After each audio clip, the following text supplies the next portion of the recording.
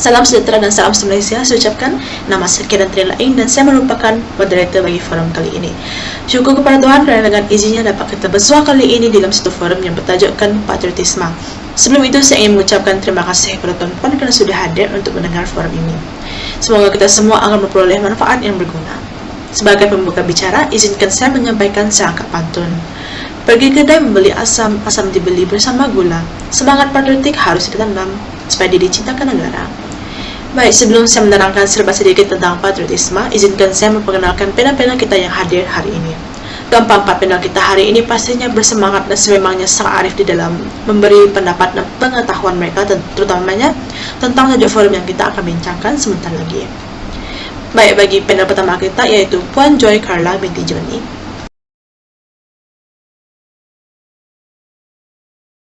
Seterusnya, panel kedua kita yaitu Puan Felicia Guang. Beliau merupakan Presiden Persatuan Seni Silat Cekak Malaysia PSSCM yang telah berkhidmat selama lebih dari 5 tahun.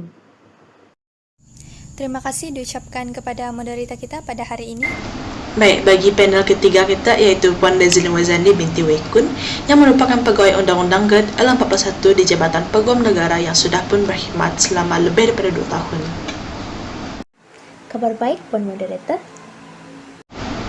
Dan bagi panel terakhir kita yaitu Puan Sherin Tirudi. Beliau pula adalah seorang pensyarah bagi bidang sastra tulen di Pusat Pengajian Sains Kemasyarakatan Universiti Sains Malaysia USM yang telah berkhidmat selama lebih daripada 10 tahun. Terima kasih. Baik, seperti yang semua tahu, tajuk kita yaitu patriotisme sememangnya sangat berkait rapat dengan rukun negara yang diisytiharkan pada 1970 sempena dengan sambutan ulang tahun kemerdekaan negara kita yang ke-13. Secara umumnya, patriotisme didefinisikan sebagai sikap-sikap positif dan menolong terhadap tanah air oleh individu-individu dan kumpulan-kumpulan, di mana tanah air tersebut di dalam konteks patriotisme bermaksudkan bangsa dan negara. Patriotisme meliputi sikap-sikap bangga akan pencapaian dan budaya bangsa, kehendak memelihara ciri-ciri bangsa dan dasar budayanya, dan identifikasi dengan ahli-ahli lain dalam bangsa. Sedikit etimologi kemunculan patriotisme, ia adalah perkataan yang berasal daripada perkataan Yunani, yaitu Peter yang bermaksudkan bapa dan juga patris yang bermaksudkan tanah. Apabila digabungkan, ia akan bermaksudkan kecintaan kepada tanah air. Kepercayaan kepada Tuhan, kesetiaan kepada ajaran negara, keluhuran perlembagaan, kedaulatan undang-undang, kesepanan dan kesusilaan. Tersebut adalah merupakan kandungan rukun negara yang semua masyarakat Malaysia kenal, malah sentiasa dilafazkan setiap hari persekolahan agar diingati oleh rakyat. Rukun negara adalah ideologi kebangsaan Malaysia yang dibentuk pada 13 Ogos 1970 oleh Majlis Gerakan Negara. Selepas setahun berlakunya tragedi 13 Mei 1969 yang telah menghancurkan perpaduan dan ketenteraman negara. Tanpa melengahkan masa, saya ingin menjumpai panel kedua kita yaitu Puan Felicia untuk berkongsikan pengetahuan atau memberikan sembarang pendapat berkenaan dengan rukun negara kedua kita. Silakan.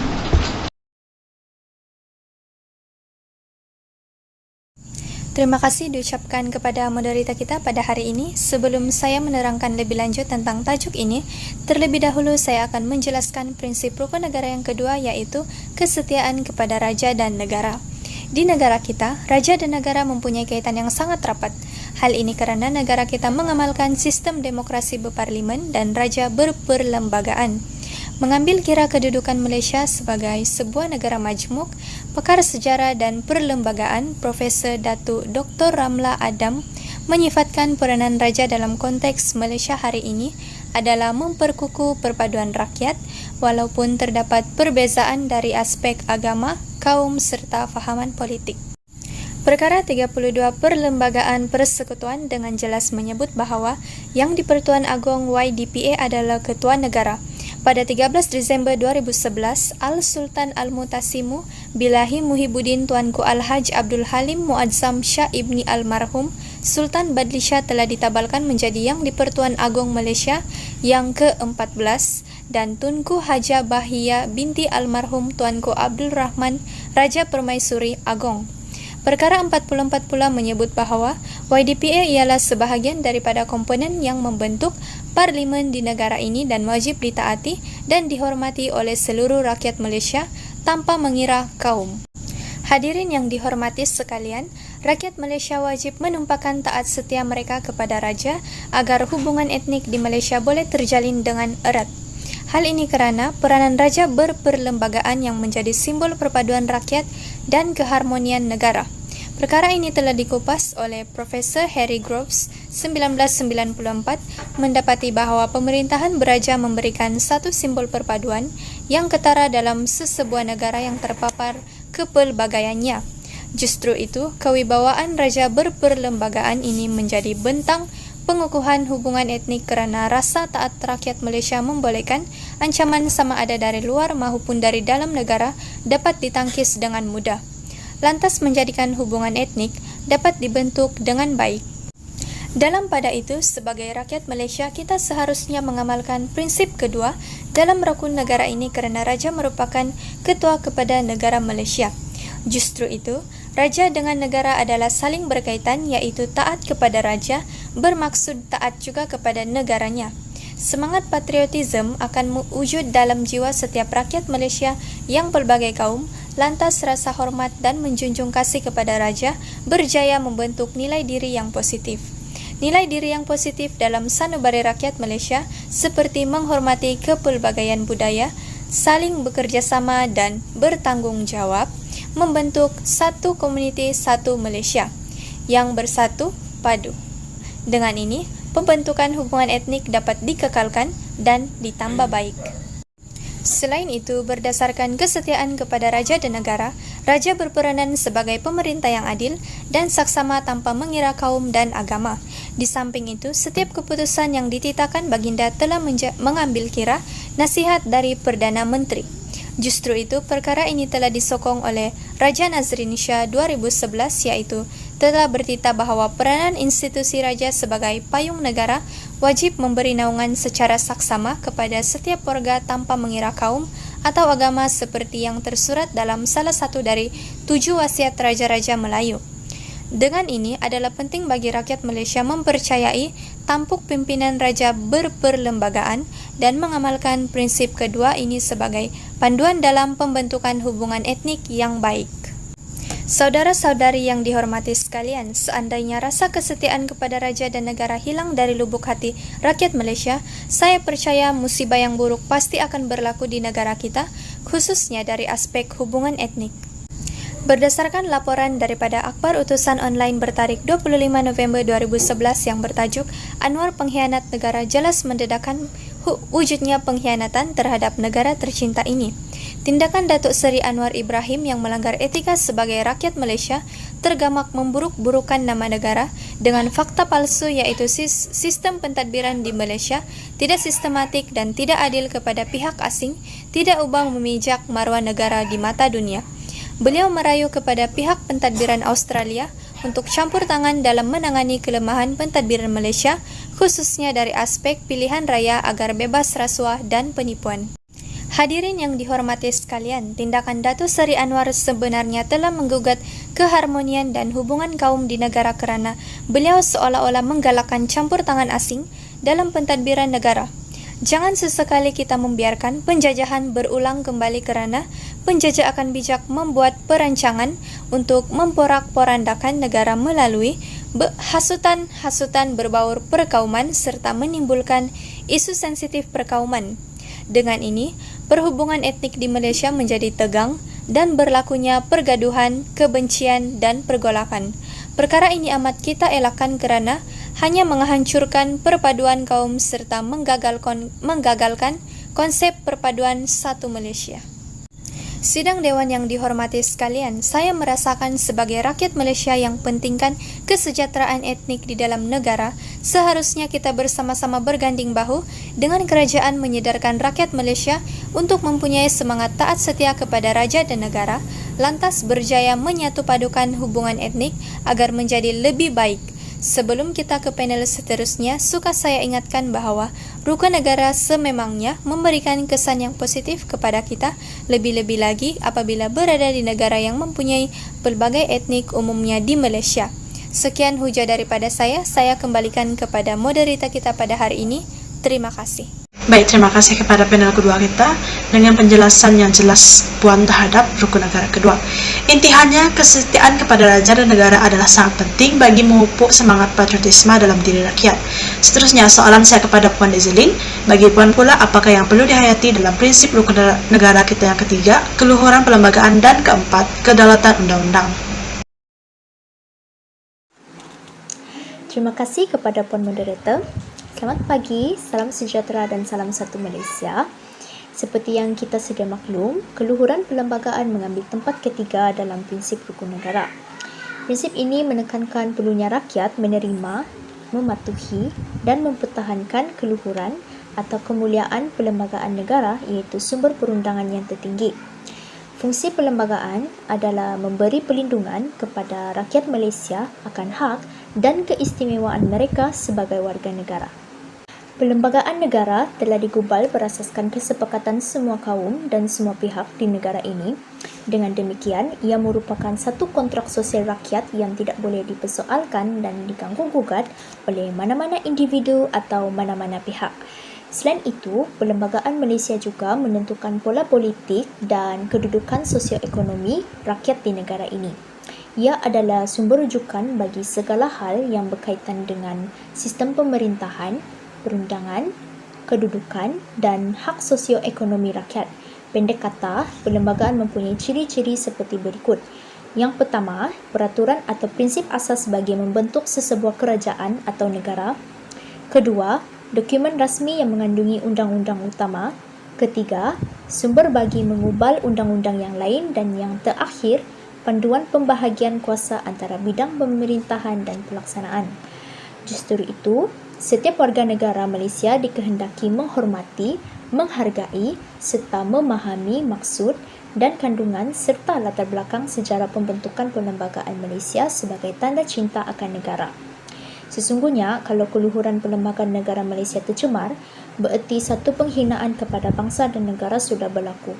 Secara tidak langsung, kestabilan negara juga akan tergugat sekiranya rakyat tidak menerima dan menghormati keluhuran perlembagaan negara Malaysia ini. Seterusnya, saya juga ingin mengupas mengenai prinsip rukun negara yang keempat iaitu kedaulatan undang-undang. Menurut Kamus Dewan edisi keempat, kedaulatan undang-undang membawa maksud kedudukan undang-undang sesebuah negara sebagai kuasa tertinggi yang mesti dihormati dan dipatuhi oleh semua pihak. Selain itu, kuasa kedaulatan dalam konteks undang-undang pula merujuk kepada autoriti perundangan yang paling tinggi iaitu perlembagaan negara. Saya percaya bahawa setiap negara mempunyai undang-undang yang tersendiri di mana undang-undang tersebut membawa kepada satu tujuan iaitu keamanan dan keharmonian negara serta rakyat. Dalam prinsip rukun negara yang keempat ini, setiap rakyat mempunyai taraf yang sama di sisi undang-undang negara tanpa sebarang diskriminasi kaum, gender dan kedudukan atau status sosial. Jika kedaulatan undang-undang ini tidak termaktub dalam rukun negara, saya yakin bahawa setiap rakyat akan memandang rendah antara satu sama lain. Dengan itu, wujudlah isu perkauman, contohnya kaum Melayu tidak bergaul dengan kaum yang lain, begitu juga sebaliknya yang berlaku kepada kaum yang lain. Jika dikaitkan dengan gender pula, hal ini akan menyebabkan berlakunya penindasan terhadap golongan wanita. Hal ini kerana golongan wanita ini dianggap lemah kerana pribadi fitrah mereka iaitu lemah lembut, sopan santun, berbudi pekerti dan sebagainya. Seterusnya, jika dikaitkan dengan status sosial pula, golongan yang mempunyai pangkat akan menindas golongan yang tidak pangkat atau golongan bawahan serta golongan yang kaya akan menindas golongan yang miskin. Tidakkah jelas di situ bahawa tiada keadilan dan semangat patriotisme yang wujud jika tiadanya undang-undang? Oleh itu, setiap negara memerlukan undang-undang untuk mewujudkan satu masyarakat aman, stabil dan makmur. Rakyat juga perlu mematuhi undang-undang serta perkara-perkara sebagaimana yang dijamin oleh perlembagaan negara untuk menunjukkan bahawa kita menerapkan nilai patriotisme. Dengan itu, isu diskriminasi kaum, gender dan status sosial dapat diatasi dalam kalangan rakyat. Nampaknya itu sahaja dari saya. Sekian, terima kasih. Terima kasih kepada Puan Dezlin bagi memberikan penjelasan yang sangat berinformasi tadi. Dengan itu jelas sekali bahawa kewujudan rukun negara ketiga kita dapat memberikan kita perlindungan. Selaras dengan itu, penjelasan berkenaan rukun negara kita keempat oleh Puan juga amat jelas. Seterusnya, Puan Sherin untuk prinsip rukun negara kita yang terakhir, yaitu kesopanan dan kesusilaan. Bagaimanakah pembentukan prinsip ini, serta apakah kesannya jika kita mengamalkan dan tidak mengamalkan prinsip ini? Silakan. Terima kasih kepada Puan Moderator. Baiklah, saya akan menyambungkan forum kita pada hari ini dengan membincangkan prinsip rukun negara yang kelima, yaitu kesopanan dan kesusilaan. Sebelum saya mengupas dengan lebih mendalam dalam prinsip ini, izinkan saya untuk menerangkan maksud prinsip kesopanan dan kesusilaan. Prinsip kesopanan dan kesusilaan menekankan perkembangan personaliti dan tingkah laku seseorang rakyat. Prinsip ini dibentuk bertujuan melahirkan warga negara yang bersopan santun dan bersusilia selaras dengan kempen budi bahasa dan nilai murni yang dijalankan sekarang. Marilah kita menelusuri sejarah pembentukan prinsip rukun negara kelima ini. Untuk pengetahuan Anda, rukun negara telah diisytiharkan pada 31 Ogos 1970 bersempena ulang tahun kemerdekaan Malaysia yang ke-13 oleh Seri Paduka Baginda Yang di-Pertuan Agong keempat, iaitu almarhum Tuanku Ismail Nasiruddin Shah Imni almarhum Sultan Zainal Abidin. Rukun negara diperkenalkan rentetan asas perpaduan kaum yang dilihat rapuh dan goyah ketika berlakunya peristiwa 13 Mei 1969 yang menyaksikan pergaduhan dan rusuhan kaum di antara rakyat Malaysia. Antara sebab berlakunya peristiwa tersebut sebagaimana yang terpahat dalam sejarah ialah perang mulut dan laungan-laungan yang membawa sentimen kaum dan agama yang telah mencetuskan ketegangan. Namun demikian, peristiwa ini mungkin berulang jika segenap lapisan masyarakat tidak menghayati prinsip kesopanan dan kesusilaan. Setiap rakyat Malaysia, sama ada yang memimpin atau yang dipimpin, haruslah mendukung prinsip ini dalam kehidupan seharian mereka demi keamanan dan keharmonian negara. Oleh itu, apakah kesannya sekiranya nilai kesopanan dan kesusilaan tidak diamalkan dalam kehidupan masyarakat dalam konteks ini? Antaranya ialah kes perpecahan dan ketegangan antara masyarakat akan berlaku. Sebagai contoh, pada sidang hari pertama Sidang Dewan Rakyat pada 13 Julai 2020, insiden Syed Saddiq Abdul Rahman, ahli Parlimen Muar yang lalu, dipelekehkan dan diejek ketika beliau ingin berbahas hanya kerana beliau merupakan seorang anak muda di dalam dewan tersebut. Insiden itu telah mencetuskan kemarahan anak muda terutamanya yang aktif di media sosial. Oleh itu, sifat hormat menghormati yang terdapat dalam prinsip kesopanan dan kesusilaan juga bukan hanya tertakluk kepada anak muda menghormati orang yang lebih berusia, tetapi orang yang lebih berusia juga harus menghormati perasaan dan pandangan anak muda demi kesejahteraan bersama. Sebagai pemimpin-pemimpin negara, mereka sepatutnya mampu bertindak mengikut situasi dan berupaya mengeluarkan kata-kata yang tidak sopan. Hal ini demikian kerana perilaku pemimpin juga memberi gambaran bagaimana imej sesebuah negara. Bukan itu sahaja, kesopanan dalam memberikan pendapat dan menyuarakan idea serta gagasan boleh memberi keselesaan kepada para pemimpin untuk menilai suatu gagasan dengan cara yang positif. Kritika yang membina boleh diguna pakai untuk penambahbaikan sesuatu idea yang dibawa oleh pemimpin. Kesopanan ini membolehkan suara rakyat didengari dan disampaikan pada peringkat parlimen, seterusnya dinilai mengikut lunas undang-undang. Sudah tentu ia memberi manfaat besar dalam membantu kebajikan pelbagai lapisan masyarakat. Namun, ketiadaan nilai kesopanan dalam komunikasi boleh menyebabkan konflik antara pemimpin dan juga rakyat. Hal ini demikian kerana masing-masing melihat dan berpegang dengan sudut pandang dan cara penyelesaian berbeza ketika menyelesaikan sesuatu isu. Konklusinya, kesedaran tentang nilai kesopanan dan kesusilaan yang terpahat pada prinsip rukun negara kelima perlu dijadikan panduan supaya perilaku masyarakat sentiasa terpelihara dan berkembang sesuai dengan kepribadian bangsa dan nilai murni. Itu sahaja daripada saya. Terima kasih atas perkongsian yang sangat jelas sebentar itu tadi. Jelas bahwa prinsip yang terakhir ini juga harus diamalkan seperti prinsip-prinsip yang lain, terutamanya kepada negara yang berbilang kaum dan bangsa seperti Malaysia. Jika tanpa prinsip yang terakhir ini, pastinya tiada aman yang kita rasai seperti yang sekarang. Kepercayaan kepada Tuhan diwujudkan agar rakyat mampu menjadikan sesebuah bangsa manusia yang berjaya dan juga yang maju. Kesetiaan kepada raja dan negara pula, setiap warga negara hendaklah menumpukan sepenuh taat setia, jujur dan ikhlas kepada Seri Paduka Baginda yang di-Pertuan Agong. Keluhuran perlembagaan, rakyat harus menerima, mematuhi dan mempertahankan keluhuran atau kemuliaan perlembagaan negara, di mana prinsip ini akan memberikan perlindungan kepada setiap rakyat negara ini akan hak dan keistimewaan mereka sebagai warga negara. Seterusnya, kedaulatan undang-undang untuk mengawal dan mewujudkan satu masyarakat yang aman, stabil dan makmur. Menerusi kewujudan undang-undang juga, ianya akan menjamin kehidupan anggota masyarakat agar hidup dalam suasana yang teratur dan selamat tanpa sebarang kekacauan. Yang terakhir pula, kesopanan dan kesusilaan. Bertujuan untuk membentuk warga negara yang bersopan santun dan bersusila selaras dengan kempen budi bahasa dan nilai murni yang dijalankan. Dengan kelima-lima rukun negara ini, negara akan dapat menunggu cita-cita hendak mencapai perpaduan yang lebih erat dalam kalangan seluruh masyarakat.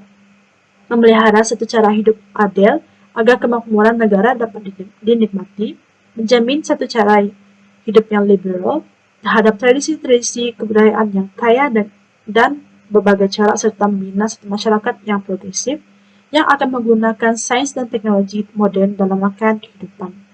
Walaupun setiap 5 prinsip rukun negara telah diwujudkan bagi aspek yang berbeza, namun untuk tujuan yang sama, yaitu menjaminkan kewujudan keamanan negara. Nampaknya kita pun sudah sampai kepada pengakhiran forum ini. Terima kasih sekali lagi kerana sudi mendengar penjelasan daripada panel yang hadir hari ini.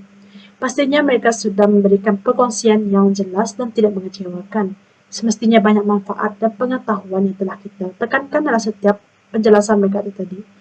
Secara keseluruhannya, rukun negara amatlah harus kita amalkan kerana dengan ini, ia akan memastikan keamanan negara yang terjamin hingga generasi hadapan. Tampaknya pasti kita akan balik kepada sejarah silam yang pernah Malaysia hadapi sebelum ini.